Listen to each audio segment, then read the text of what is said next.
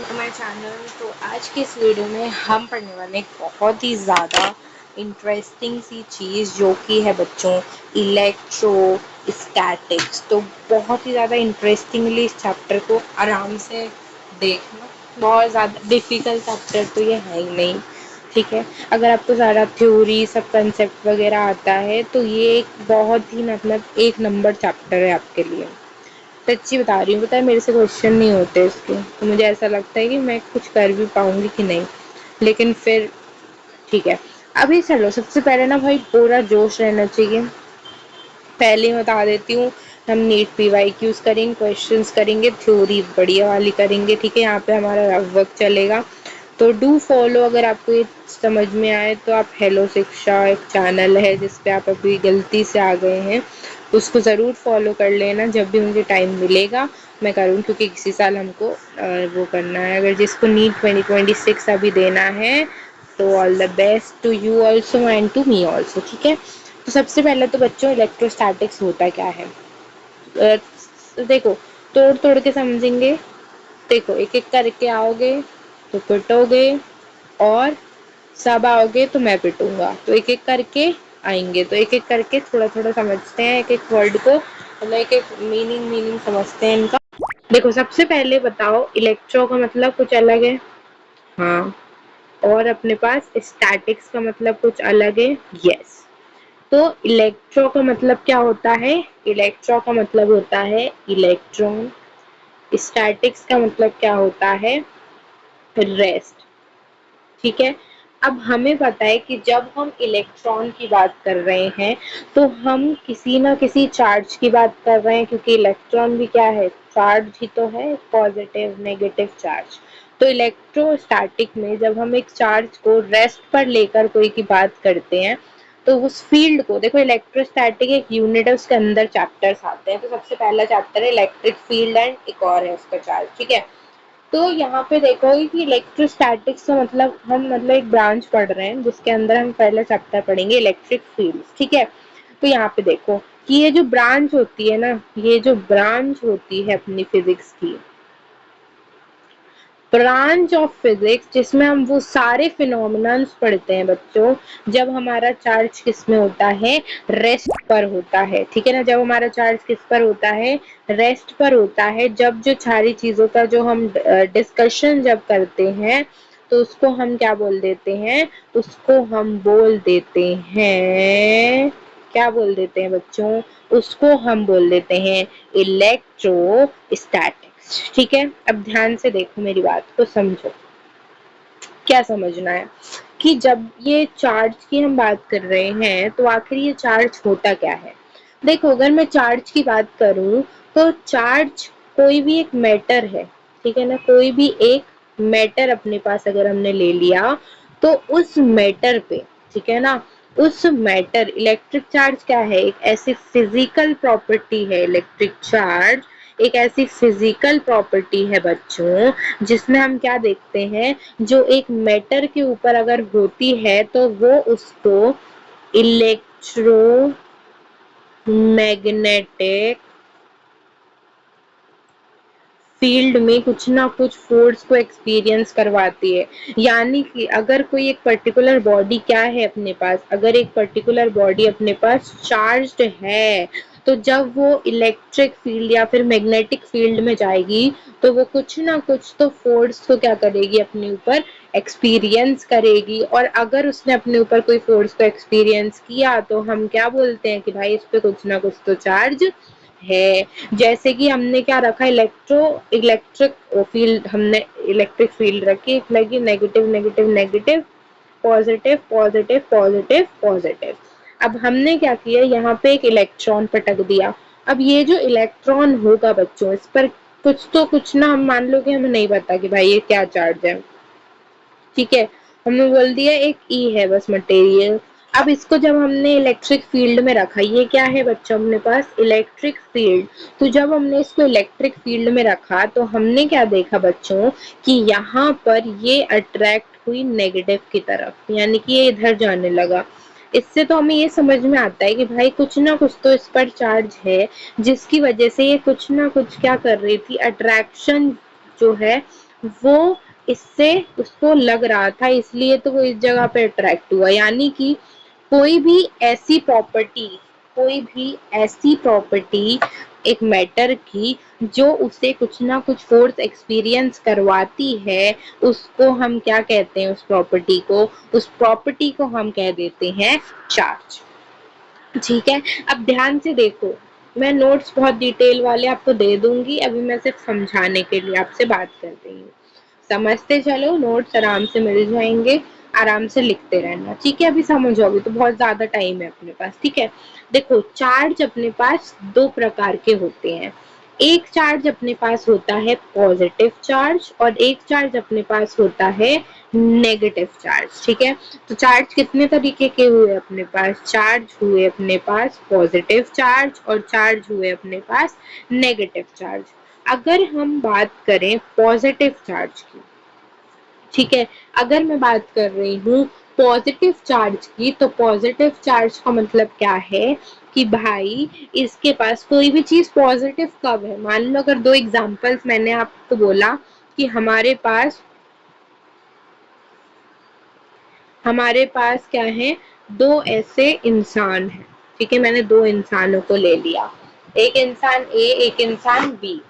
ए वाला जो इंसान है वो बहुत ही ज्यादा पॉजिटिव सोचता है अपनी जिंदगी में, कि बोलता है कि सब अच्छा होगा, भगवान पे भरोसा रखो।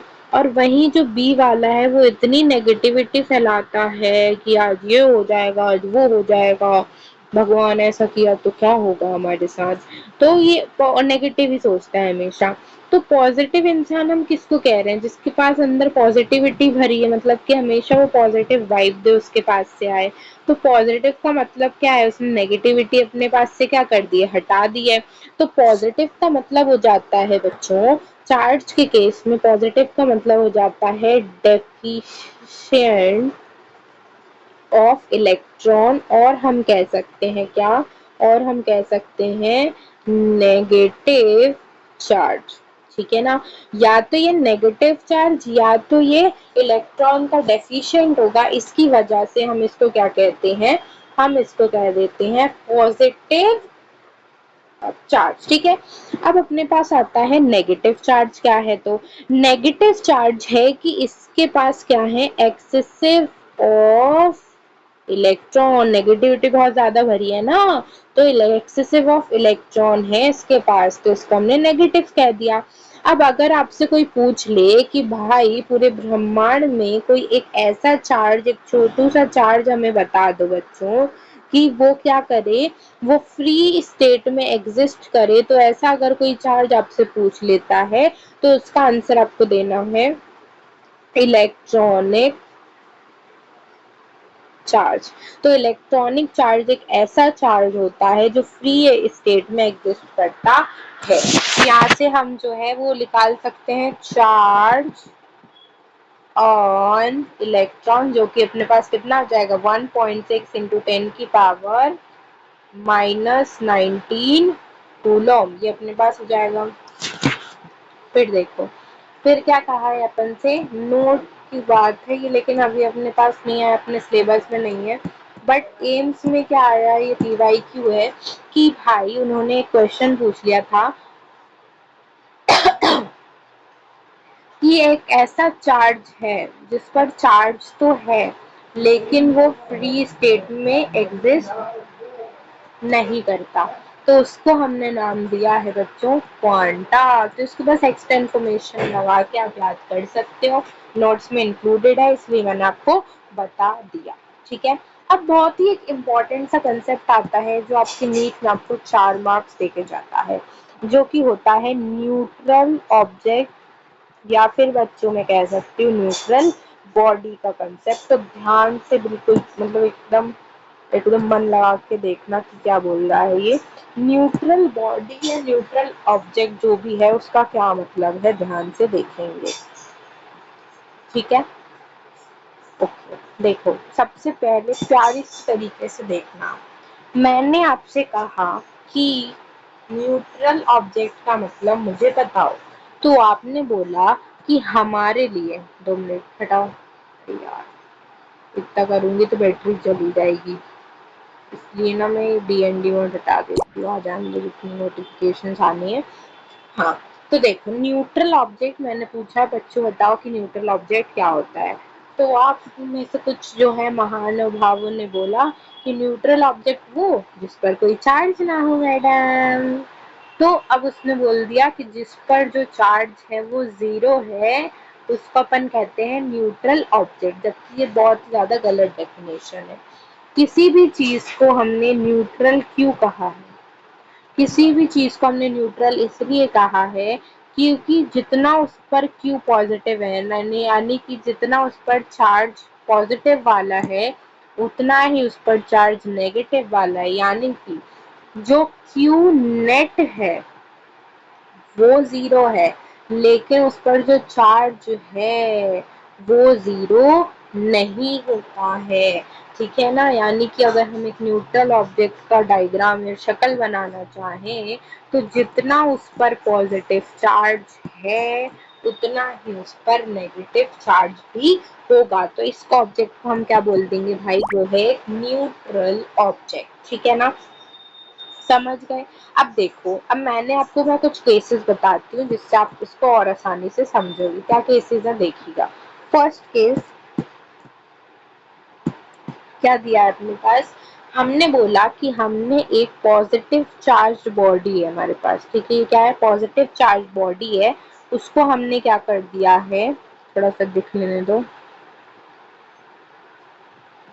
हाँ, उसको हमने क्या कर दिया, एक न्यूट्रल चार्ज बॉडी के पास हमने इसको रखा। तो जब हमने एक पॉजिटिव चार्ज बॉडी को एक न्यूट्रल चार्ज बॉडी के पास रखा तो यहाँ पे क्या होगा, हमें पता है कि न्यूट्रल चार्ज बॉडी के पास जितना पॉजिटिव उतना ही उसके पास नेगेटिव होगा।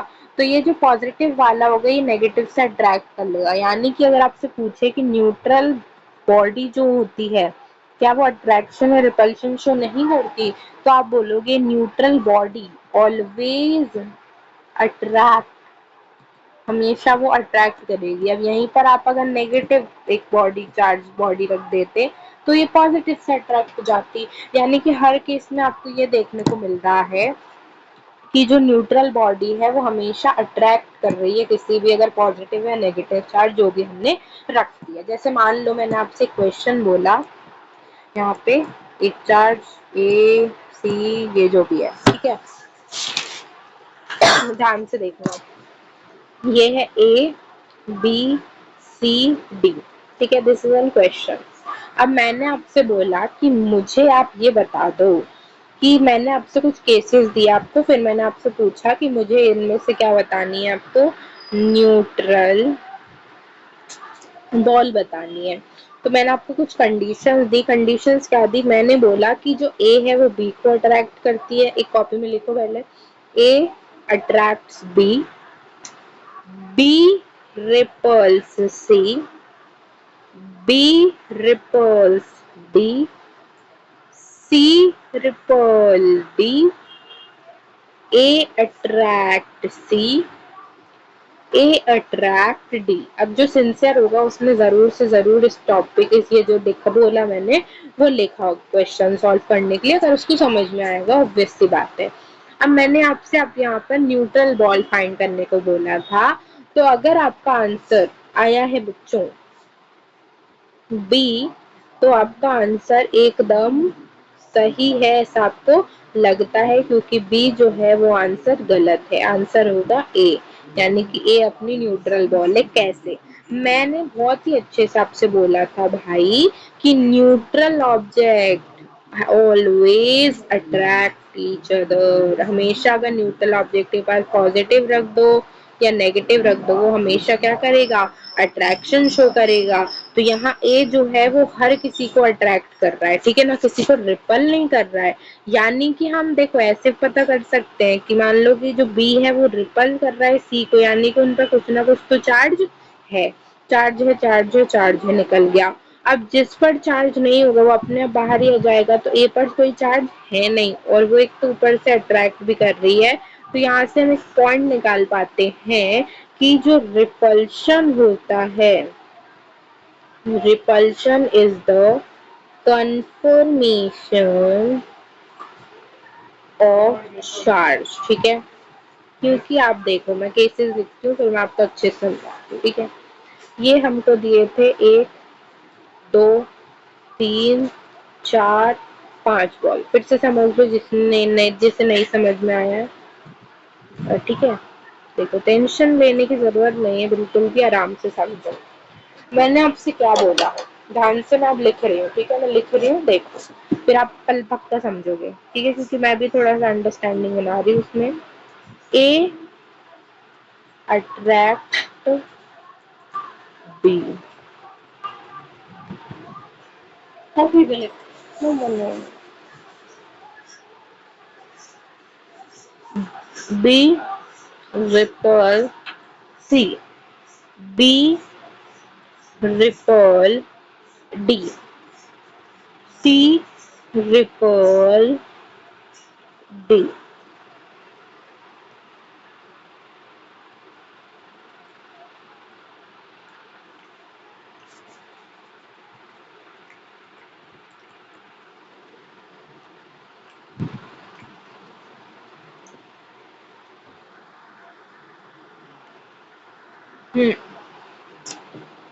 सी, ध्यान से देखना।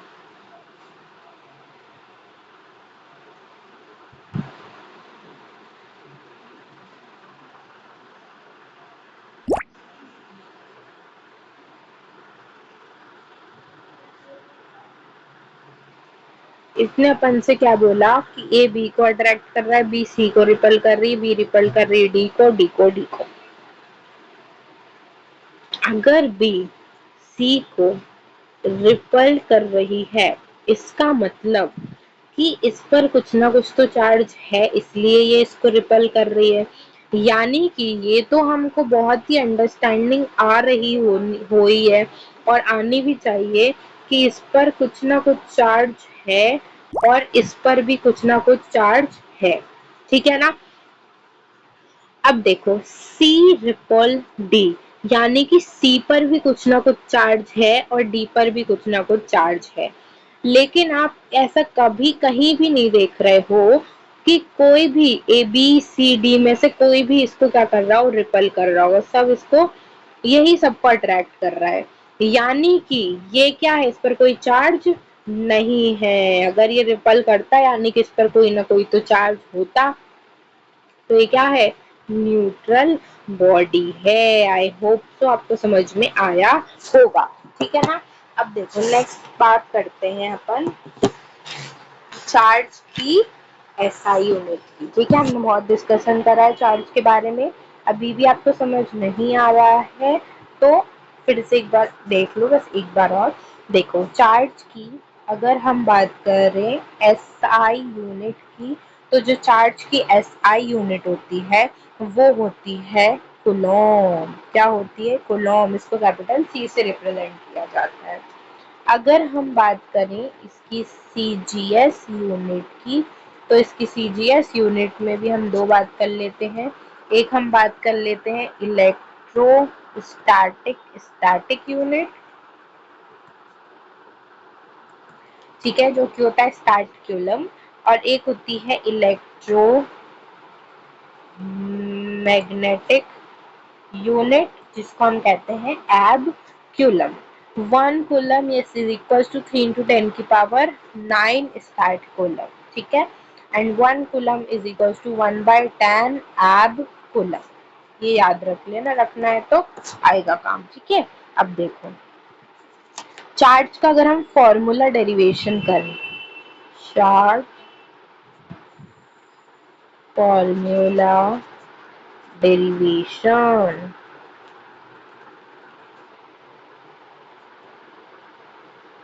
ठीक है। अगर हम चार्ज के फॉर्मूला की डेरिवेशन की बात करें तो हमने बचपन में पढ़ा था, ओ सॉरी फिर टेढ़ा चल रहा है, I is equals to Q by T. अगर आपने बचपन में पढ़ा होगा, नवीं कक्षा में 10वीं कक्षा में आपने पढ़ा होगा, तो ये आपको करंट का फॉर्मूला जरूर मिला होगा, ठीक है। करंट की यूनिट होती है एम्पियर, ये है अपना चार्ज और ये है अपना, रोटी खा लियो, यूनिट। अब देखो अपन को चाहिए चार्ज, तो चार्ज हो जाएगा अपने पास इट, यानी कि यहाँ पे देखो ना, अपन क्या कर लिए टी को यहाँ ऊपर ले गए हैं, तो Q is equal to I t आ जाएगा अपने पास। ठीक है, अब हमने बोला कि ये तो हमारा क्या आ गया, फॉर्मूला आ गया। मैंने बोला कि भाई मुझे नहीं पच रहा, मुझे नहीं पच रहा, मुझे डायमेंशनल फॉर्मूला बता के दो। तो भाई ठीक है, हमने बोला कि ठीक है भाई बता देंगे, उसमें कौन सी बड़ी बात है। जब मैंने आपसे डायमेंशनल फॉर्मूला की बात करी चार्ज की, तो charge is equal to 8 ampere, I को एम्पियर लिख देते हैं और टी को कैपिटल टी। तो यहाँ से जो चार्ज का डायमेंशन निकल के आता है वो आ जाता है 80। ठीक है, क्या आ जाता है, 80 अपना चार्ज का डायमेंशन निकल के आ जाता है। ठीक है, ओके। अब हम बात करते हैं मेथड्स ऑफ चार्जिंग की। ठीक है, फिर प्रॉपर्टीज ऑफ चार्ज की बात करेंगे हम, फिर कोई कंसेप्ट होते हैं दो चार, अभी थोड़ा सा और बढ़ते हैं आराम से। ठीक है, करते हैं, पहले इसको कंप्लीट करेंगे आज। ठीक है, सबसे पहले देखो, जल्दी जल्दी जल्दी जल्दी तो नहीं है, मेथड्स ऑफ चार्जिंग। ठीक है, मेथड्स ऑफ चार्जिंग।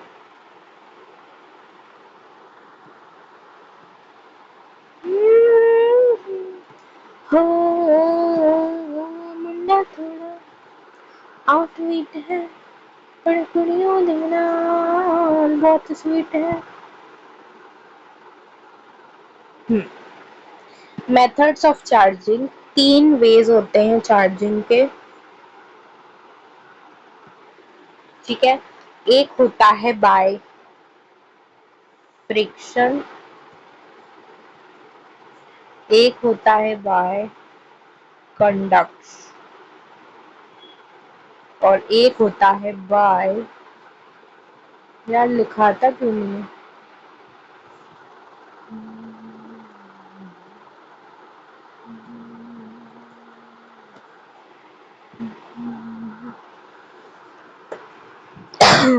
नच देंगे सारे के आजादी तुम हो, by fiction, by conduction, by induction। हो देखो, अगर मैं बाय फ्रिक्शन की बात करूं, तो अगले पेज ले लेते हैं अच्छा वाला।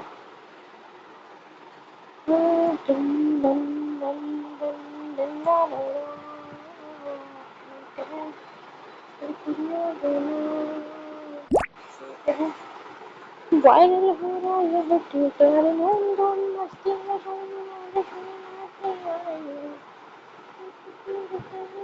बिगड़ गया भाई, बिगड़ गया। चलो कोई बात नहीं। मेथड्स ऑफ चार्जिंग में सबसे पहला हम पढ़ने वाले हैं चार्जिंग बाय फ्रिक्शन। ठीक है, चार्जिंग बाय फ्रिक्शन हमसे क्या कहता है कि जब आप दो ऑब्जेक्ट्स को आपस में रब करते हैं, ठीक है, जब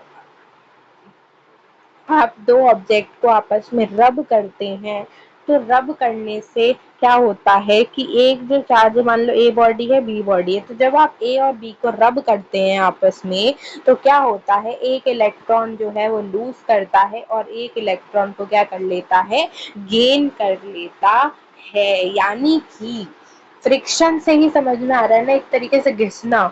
तो चार्जिंग बाय फ्रिक्शन में हम क्या देखते हैं, चार्जिंग बाय फ्रिक्शन में हम देखते हैं कि जब हम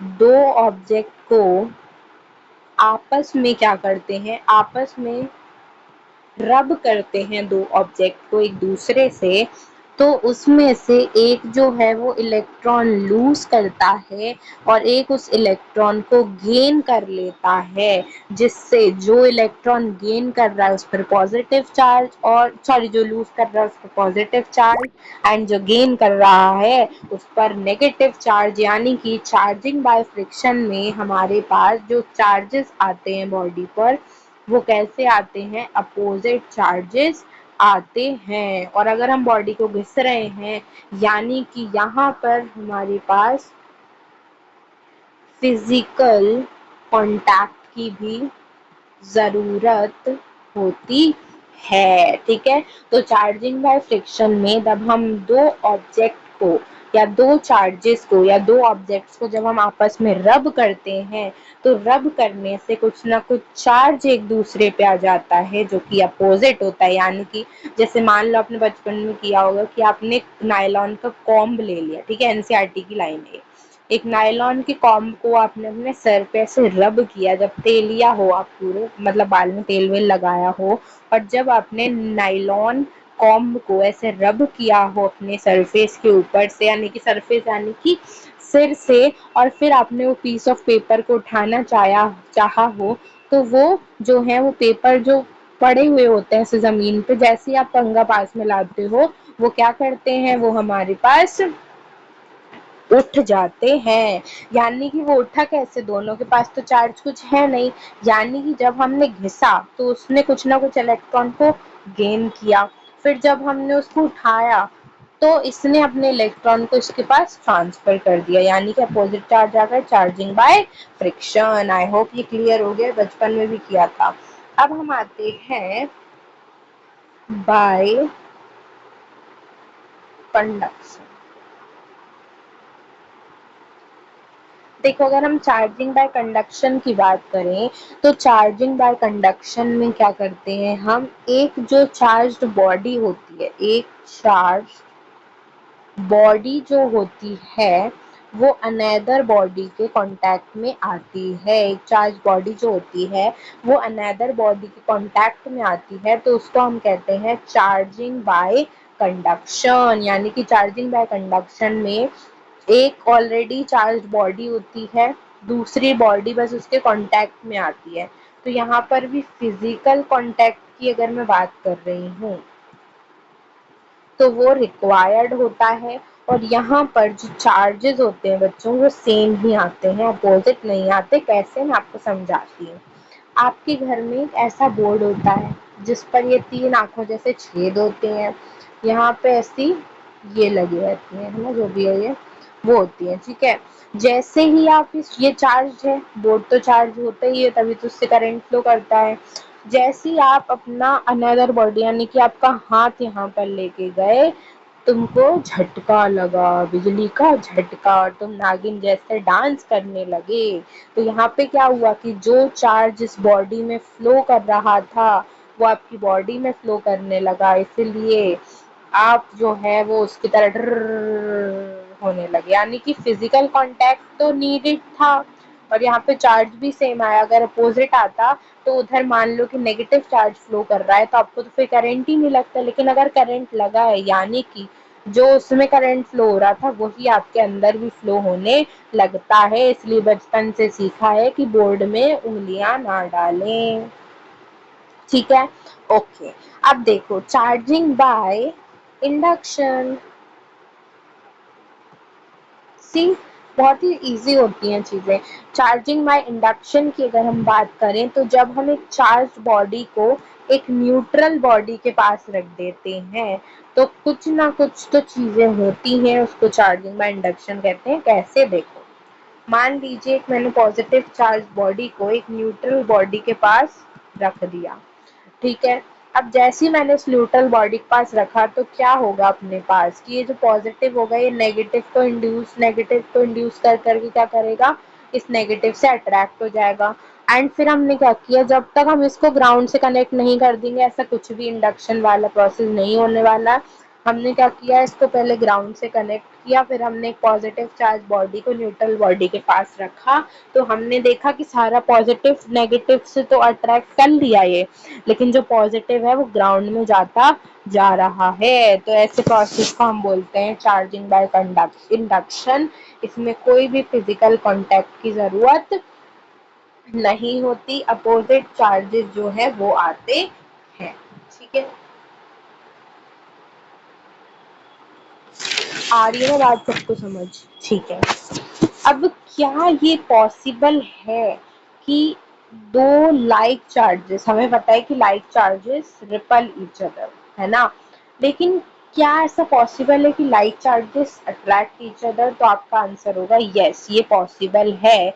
अगर अगर दो चार्ज का जो मैग्नीट्यूड है वो क्या है, वो डिफरेंट है, यानी कि एक बड़ा चार्ज है एक छोटा चार्ज है, तो हमेशा जो चार्ज होगा वो हाई पोटेंशियल से लो पोटेंशियल की तरफ जाएगा।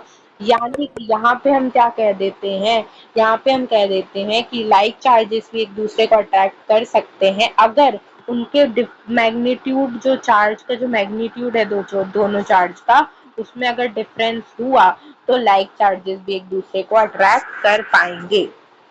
हमने आपसे एक बेहुदा छोटी सी कहानी समझ लो कि मैंने कहा कि भाई क्यू नेट जो है वो जीरो है ना, लेकिन मास जीरो नहीं है, पहली कंडीशन।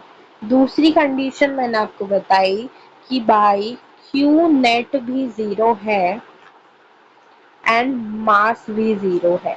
तो मैंने आपसे पूछा इनमें से कौन सी कंडीशन ट्रू है, तो आप मुझसे बोलोगे कि दोनों ही हैं। जबकि गधों, बेवकूफों, अगर नेट चार्ज जीरो है, mass is not zero, then this is possible in case of neutral body. Neutral body में देखो ना भाई, मैटर मैटर में कुछ ना कुछ तो मास होता है, वो कुछ ना कुछ चार्ज पोजेस करता है, करे नहीं करे उसकी मर्जी। अब अगर कोई मैटर है तो उसका कुछ ना कुछ तो मास होगा, है ना। तो यहाँ पे न्यूट्रल बॉडी का भले ही हम ये कह सकते हैं कि जो हमारी,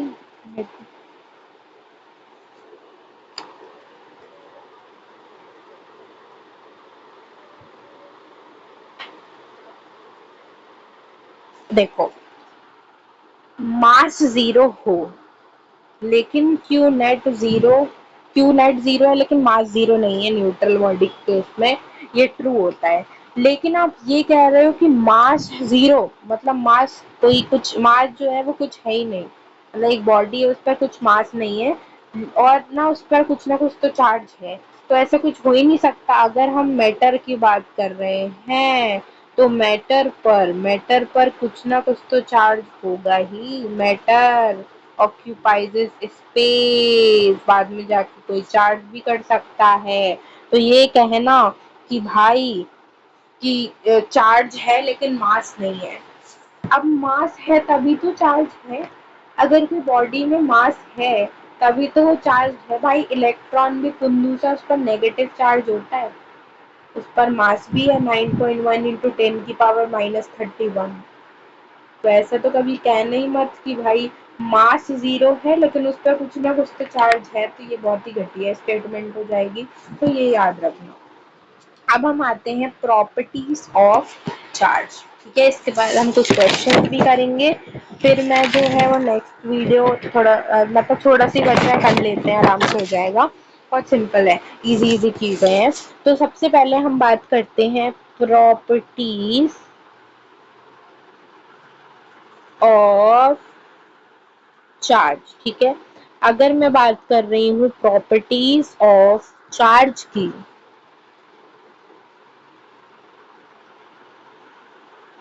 तो चार्ज की क्या क्या प्रॉपर्टीज होती है, ध्यान से सुने। पहली प्रॉपर्टी होती है जो कि बच्चा बच्चा जानता है कि like charges attract each other unlike charges, sorry, like charges, ओ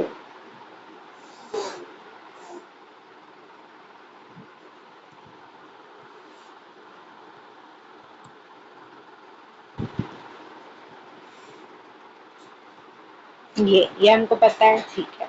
सेकंड पॉइंट क्या बोलता है कि एक आइसोलेटेड सिस्टम के लिए, ठीक है, चार्ज जो होता है वो कंजर्व्ड होता है।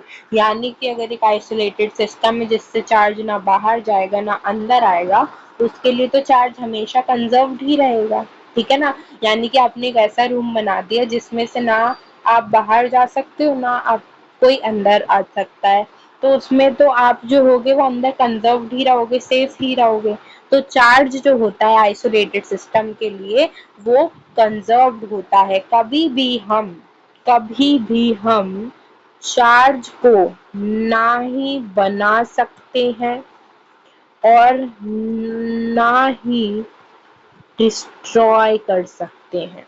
ठीक है, भले ही हम एक बॉडी से दूसरी बॉडी में ट्रांसफर कर देंगे, लेकिन हम उस चार्ज को, जो एक बॉडी दूसरी बॉडी में ट्रांसफर हो रहा है, उसको ना ही हम डिस्ट्रॉय कर पाएंगे, ना ही हम अपनी मर्जी से बना पाएंगे। तो ये वाला जो मिसकंसेप्शन है, ये आपका क्या करना चाहिए, आपको दूर करना चाहिए।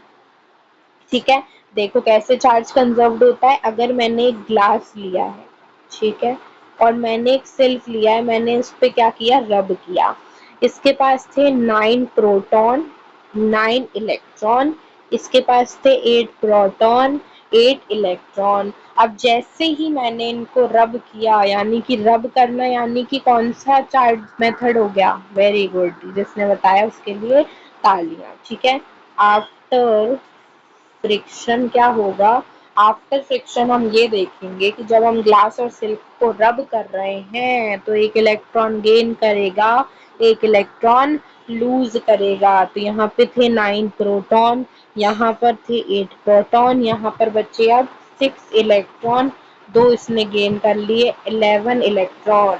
तो अगर आप यहाँ देखो कि पहले चार्ज कितना था, पहले चार्ज था यहाँ पे टोटल, अगर हम चार्ज की बात करें यानी कि इलेक्ट्रॉन की बात करें, तो वो कितने थे, 17।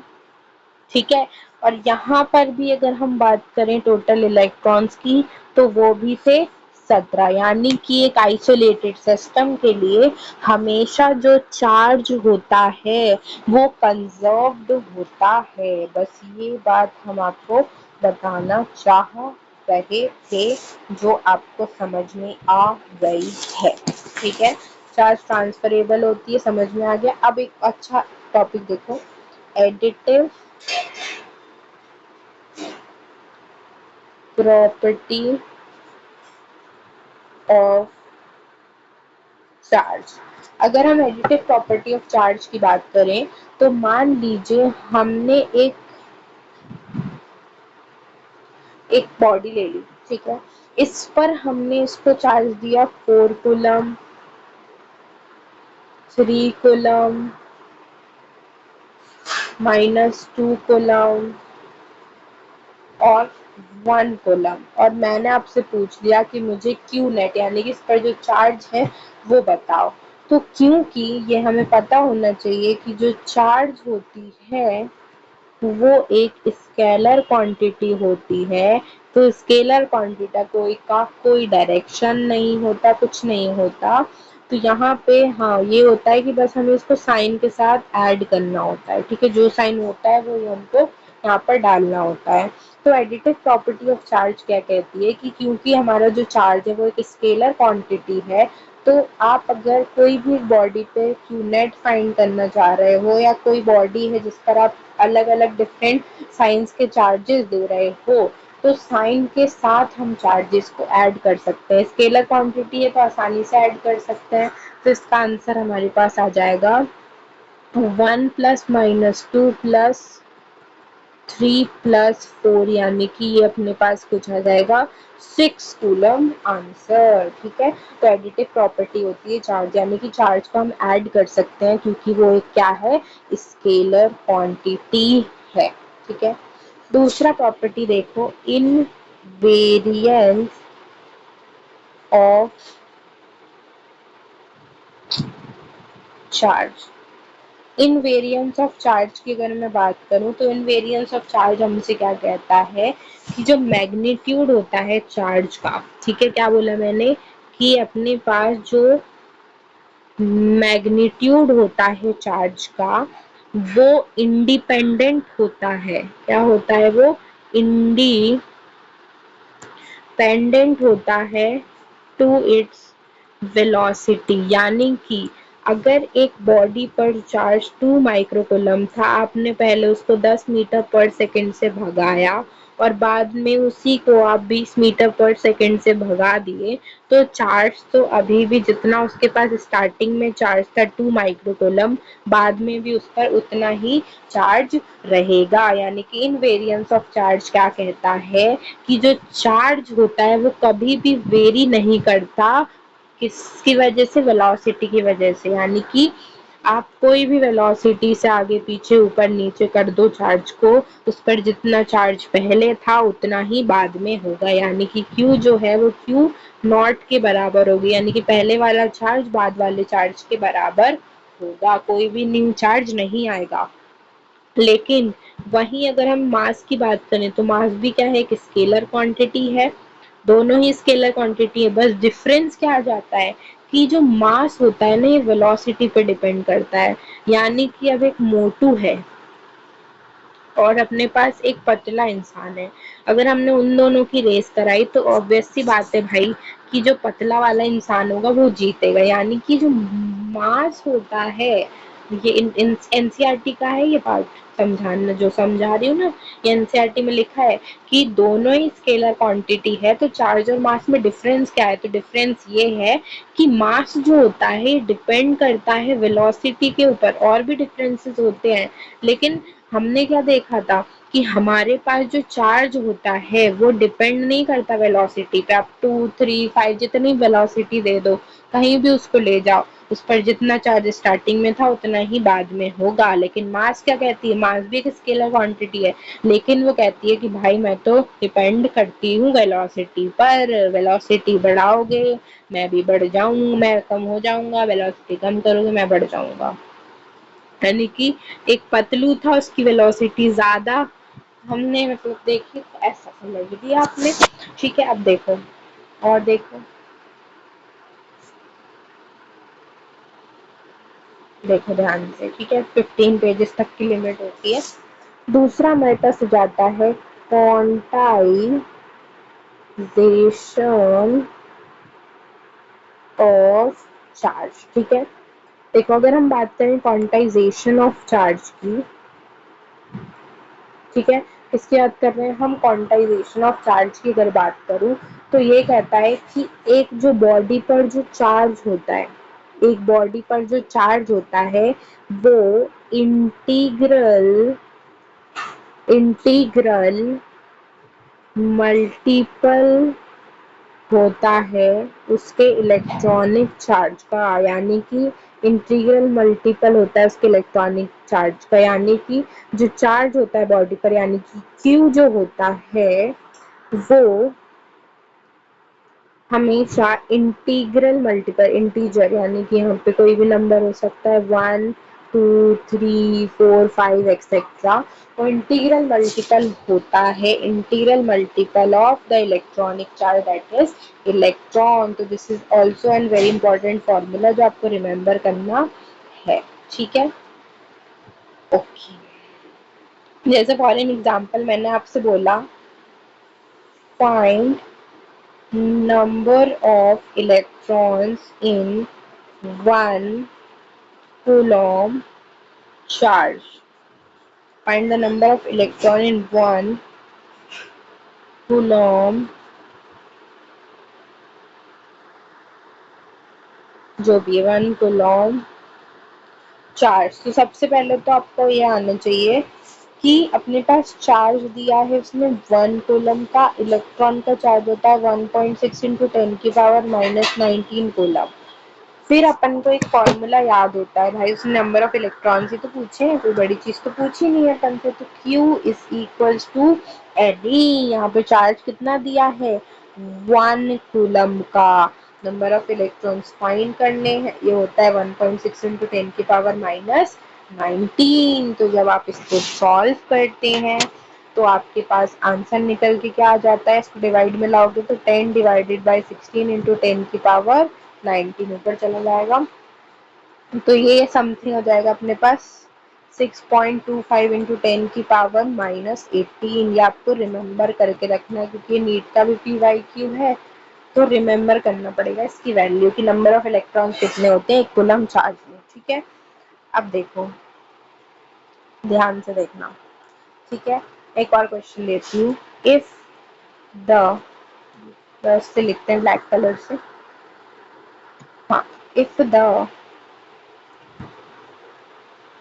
Charge on a body is -1.6 microcoulomb, then find number of electron loss और gain।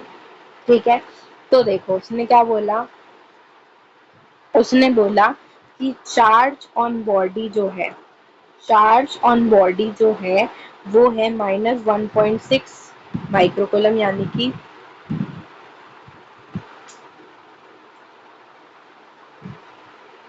-1.6 इंटू 10⁻⁻6। ठीक है, फिर उसने बोला कि हमें नंबर ऑफ इलेक्ट्रॉन गेन या फिर लॉस फाइंड करना है। तो फॉर्मूला तो हमें पता है, लगा दो, Q is equal to NE. तो ये क्या हो जाएगा अपने पास, नंबर ऑफ इलेक्ट्रॉन्स क्या आ जाएंगे, चार्ज अपॉन में इलेक्ट्रॉन का चार्ज, तो -1.6 इंटू 10⁻⁻6 डिवाइडेड बाय 1.6 इंटू 10⁻⁻19। तो यहाँ से क्या हो जाएगा, इससे ये गया, पावर माइनस करेंगे तो ये आ जाएगा n is equal to 10⁻6 divided by the 10⁻⁻19, ऊपर जाएगा +19 प्लस माइनस माइनस, तो यह जाएगा अपने पास अराउंड 10 की पावर, तो 10 की पावर अपने पास जाएगा 30। ठीक है, समझ में आ रहा है ऐसे क्वेश्चन कैसे करने हैं आपको। अब एक आता है, बैटरी नहीं है भले कोई बात नहीं, एक आता है बच्चों बंटवारा बराबरी का, जिसको मैं आपको कभी बाद में कराऊंगी, क्योंकि ये अच्छा टॉपिक है थोड़ा सा, है ना। तो इसको मैं ना अच्छे से अगले अगले बार जो वीडियो बनेगा उसमें करवाऊंगी, ठीक है। और उसमें ही हम लाइन चार्ज, देखो लाइन चार्ज चल कराई देती है वाला, तो लाइन लाइन चार्ज डिस्ट्रीब्यूशन कहता है कि अगर आपने कोई एक लेंथ एल की ऐसी रॉड ले ली है, ठीक है, जिस पर कुछ ना कुछ चार्ज है, तो यहाँ पे लो लाइन चार्ज डेंसिटी जो अपने पास आएगी, जिसको हम कहते हैं लैम्डा, वो आ जाएगी छोटा ले क्यू बाय एल, यानी कि चार्ज बाय लेंथ। ठीक है ना, छोटा लेना हो तो आप ले सकते हो D Q by D L, इसको बस याद ही करना होता है। फिर हमने आता है सरफेस चार्ज डिस्ट्रीब्यूशन, जिसको आप बोलते हैं सरफेस चार्ज डेंसिटी को आप बोलते हैं सिग्मा, चार्ज अपॉन में उसकी सरफेस एरिया, कोई भी रेगुलर सरफेस ले लो वो आ जाएगा अपने पास। फिर अपने पास आता है,